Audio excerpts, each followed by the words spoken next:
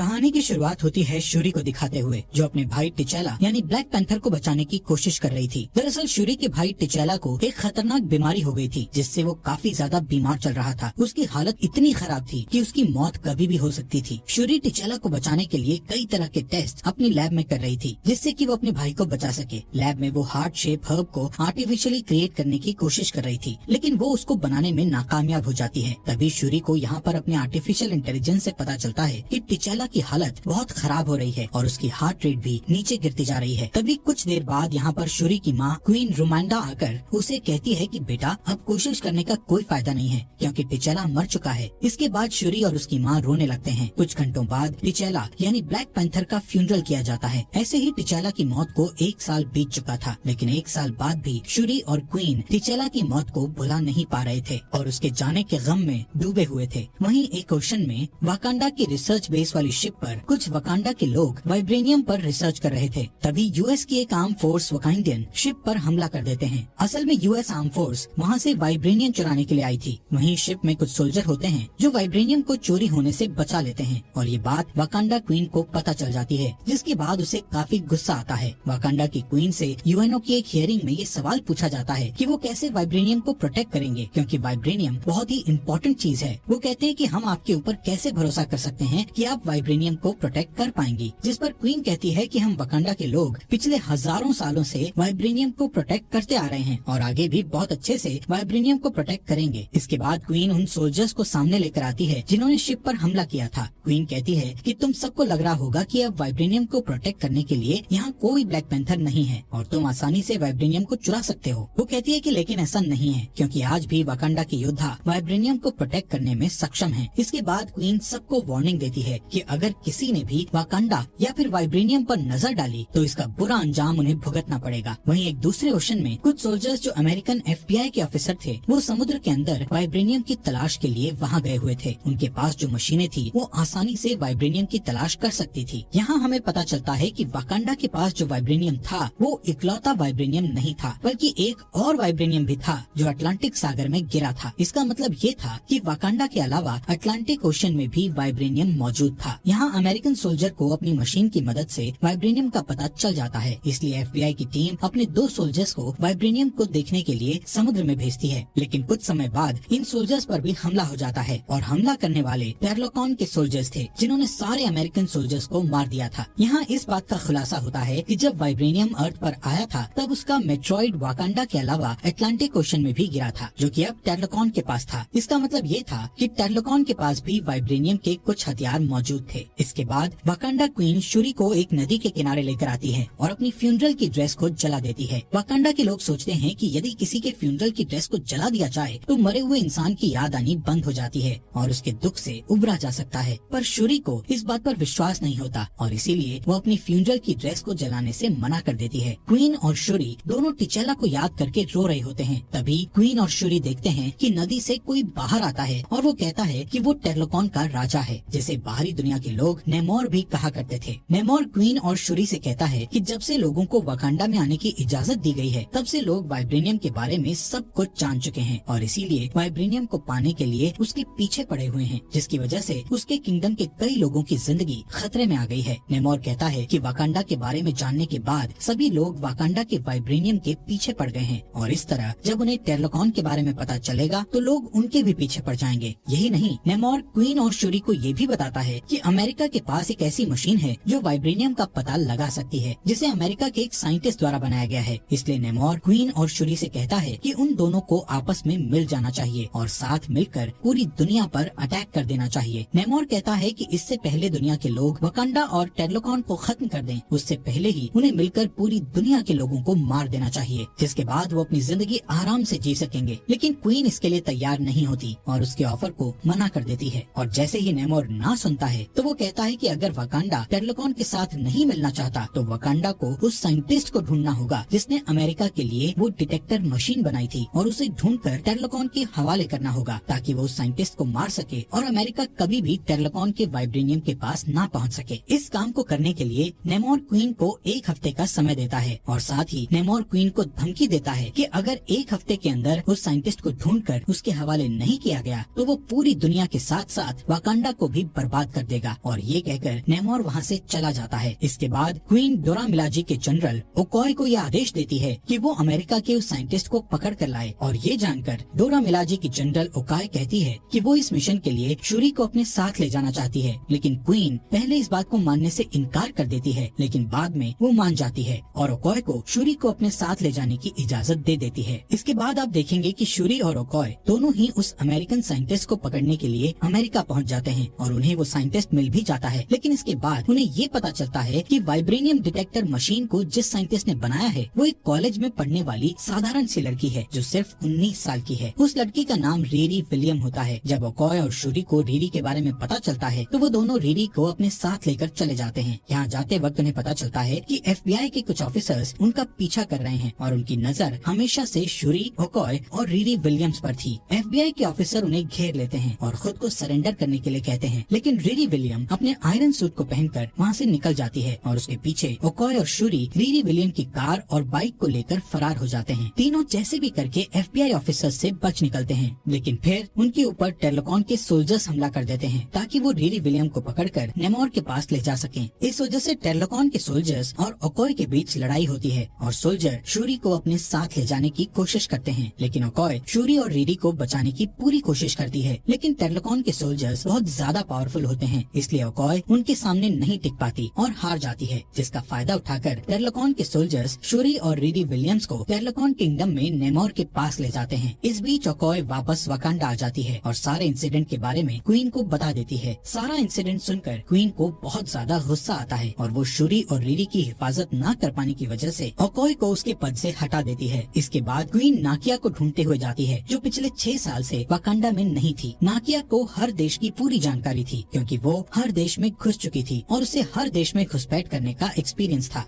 इसलिए क्वीन सोचती है कि नाकिया शूरी को बचाकर ला सकती है। क्वीन नाकिया को ढूंढ लेती है और उसे सारे इंसिडेंट के बारे में बताती है, और उसे शूरी को वापस लाने के लिए कहती है। क्वीन की बात मानकर नाकिया टेरलोकॉन किंगडम चली जाती है और नेमोर के कुछ सोल्जर्स को मार देती है, और किसी तरह शूरी और रीरी विलियम को बचा लेती है, और वो तीनों वापस वाकांडा आ जाते हैं। इस दौरान जब रीरी और शूरी टेरलोकॉन में थे, तब नेमोर रीरी को मारने की कोशिश करता है। तब शूरी उसे समझाती है कि वो रीरी को न मारे। इसी दौरान नेमोर शूरी के सामने अपनी ओरिजिन का खुलासा करता है, और वो शूरी को अपने पास्ट के बारे में बताता है, और MCU के ओरिजिन के बारे में भी पता चलता है। यहाँ नेमोर कहता है कि MCU के नेमोर की उम्र 450 साल की है, और इससे पहले नेमोर के पेरेंट्स इंसान थे, लेकिन उस वक्त गांव में फैली बीमारी और भुखमरी की वजह से एक एक करके गांव वालों की मौत होने लगी थी। इस दौरान गांव के लोग अपने भगवान से प्रार्थना करते हैं, जिसके बाद भगवान उनके सपने में आकर उन्हें एक फूल के बारे में बताते हैं, जो हार्ट शेप हर्ब की तरह दिखाई देता है, जो पानी के अंदर होता है। जब गांव के लोगों को और नेमोर के पेरेंट्स को इस बात का पता चलता है, तो वो लोग पानी में जाकर उस फूल को हासिल करने की कोशिश करते हैं, और किसी तरह वो फूल उन्हें मिल भी जाता है। जिसके बाद उस फूल के रस को निकालकर सभी लोग उसे पी लेते हैं, लेकिन जैसे ही उस फूल के रस को पीते हैं, उनके शरीर का रंग पूरी तरह से नीला पड़ जाता है और उनकी पावर बढ़ जाती है, और वो लोग जमीन पर नहीं रह पाते। इस वजह से उन्हें सरवाइव करने के लिए पानी के अंदर जाकर रहना पड़ता है। इस दौरान नेमोर अपनी माँ की कोख में था, और इस वजह से उस हर्ब की पावर नेमोर को भी मिल चुकी थी। साथ ही उसके पैर में विंग्स भी थे, लेकिन यहाँ नेमोर को कुछ ऐसी पावर्स भी मिली थी कि वो पानी और जमीन दोनों जगह पर रह सकता था। जब नेमोर थोड़ा बड़ा होता है, तब उसकी मदर की मौत हो जाती है, और मरने से पहले वो नेमोर को अपनी आखिरी इच्छा बताती है और कहती है कि वो अपने पहले की दुनिया को देखना चाहती है, और साथ ही ये भी चाहती है कि उनकी मौत के बाद उनके शरीर को उनके अपने गाँव में ही दफनाया जाए। और इस वजह से नेमोर अपनी माँ की आखिरी इच्छा को पूरा करने के लिए उनके गाँव जाता है। नेमोर जब गाँव जाता है, तब देखता है कि उसके गांव के लोगों पर कुछ लोग जुल्म कर रहे होते हैं, और जैसे ही वो लोग नेमोर को देखते हैं, उस पर भी गोलियां चलाना शुरू कर देते हैं, जिसका नेमोर पर कोई असर नहीं होता, और नेमोर उन सभी को मार देता है और उस जगह को भी जला देता है। नेमोर कहता है कि इस इंसिडेंट के बाद से ही उसे पानी के बाहर के लोगों से नफरत हो जाती है। इस कहानी को बताने के बाद नेमोर शूरी को अपना एक ब्रेसलेट देता है, जो टेरलोकॉन की जड़ी बूटी से बना हुआ था। इसके बाद ही रीरी और शूरी नाकिया की मदद से नेमोर के किंगडम से बाहर निकल जाते हैं, जिसकी वजह से नेमोर बहुत ज्यादा गुस्सा हो जाता है और और वाकांडा पर हमला कर देता है और पूरे शहर को बर्बाद कर देता है, जिसमें कई लोगों की जान चली जाती है और साथ में क्वीन भी मारी जाती है। लेकिन ये उसके लिए सिर्फ ट्रेलर था। आगे वो कहता है कि कुछ समय बाद वो अपनी पूरी आर्मी लेकर आएगा और पूरी दुनिया को तबाह कर देगा और अपनी आर्मी को लेकर वहाँ से चला जाता है। इसके बाद शूरी को पता चलता है कि उसकी माँ मर चुकी है और वो बुरी तरह टूट जाती है और वो नेमोर से बदला लेना चाहती है और फिर से आर्टिफिशियल हर्ब क्रिएट करने की कोशिश करती है। नेमोर ने उसे जो जड़ी बूटी वाला ब्रेसलेट दिया था वो उसकी जड़ी बूटियों को निकाल लेती है और उस पर रिसर्च करती है। कुछ टेस्ट करने के बाद उसे पता चलता है कि जो एबिलिटी हार्ट शेप हर्ब के अंदर होती है वही एबिलिटी इन जड़ी बूटियों में भी है। और ये जानने के बाद वो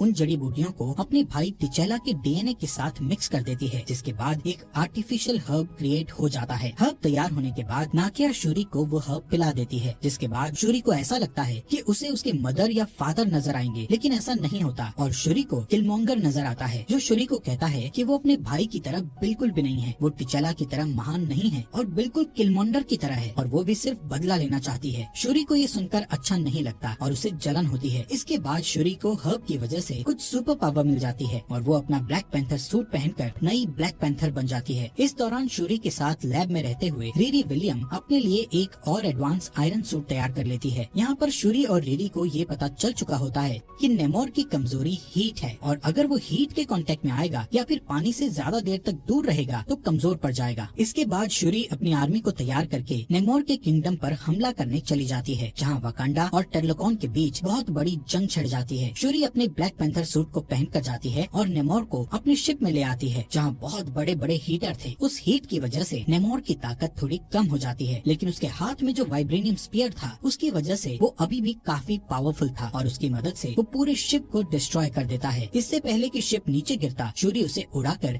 किसी तरह रेगिस्तान के पास ले जाती है ताकि नेमोर को ज्यादा देर तक पानी से दूर रखा जा सके और इसके बाद दोनों के बीच काफी खतरनाक लड़ाई होती है। इस लड़ाई में नेमोर वाइब्रेनियम स्पीयर से शूरी के ऊपर वार करता है और उसे उसके शरीर के आर पार कर देता है और शूरी बुरी तरह घायल हो जाती है। इसके बाद नेमोर पानी की तरफ जा रहा होता है, लेकिन इससे पहले वो पानी तक पहुंच पाता, शूरी अपने शिप को ब्लास्ट कर देती है, जिससे काफी हीट बाहर निकलती है और इस वजह से नेमोर बहुत ज्यादा कमजोर हो जाता है। इसके बाद शूरी नेमोर के वाइब्रेनियम स्पीयर को उसी की तरफ एम कर देती है और कहती है कि अगर तुम हार मान जाओ तो मैं तुम्हें छोड़ दूंगी, वरना तुम्हें जान से मार दूंगी। तुम्हें ये लड़ाई खत्म करनी होगी, क्योंकि अगर तुम ऐसा नहीं करोगे तो तुम्हारे आर्मी के लोग भी मारे जाएंगे। नेमोर को शूरी की बात समझ में आती है और वो शूरी के सामने हार मान जाता है, जिसके बाद शूरी और नेमोर एक साथ मिलकर जंग खत्म करने का ऐलान करते हैं और दोनों किंगडम एक दूसरे के दोस्त बन जाते हैं और सब कुछ ठीक हो जाता है। लेकिन शूरी को वाकांडा की नई क्वीन बनना था और वाकांडा के नियम के मुताबिक इसके लिए उसे एक कल्चरल सेरेमनी में अपने खुद के सोल्जर से लड़ाई करके खुद को साबित करना था। लेकिन इस सेरेमनी के दौरान शूरी गायब हो जाती है और वाकांडा में अम्बाकू दिखाई देता है, जिससे ये हिंट मिलता है कि वाकांडा का नया राजा अम्बाकू होगा। इसके बाद शूरी नाकिया के साथ दिखाई देती है और नाकिया के साथ वो अपने फ्यूनरल के ड्रेस को जला देती है ताकि वो अपने भाई के मौत के दुख से उबर सके। इसके बाद सीन शिफ्ट होता है, जहाँ शूरी बैठी हुई दिखाई देती है और नाकिया उसके पास एक बच्चे को लेकर आती है और कहती है कि ये टिचेला और नाकिया का बेटा है, जिसे दोनों ने छुपा कर रखा था और क्वीन के अलावा इस बारे में और कोई नहीं जानता। इसके बाद नाकिया का बेटा शूरी को अपना नाम बताता है और कहता है कि वो सम्राट टिचेला का बेटा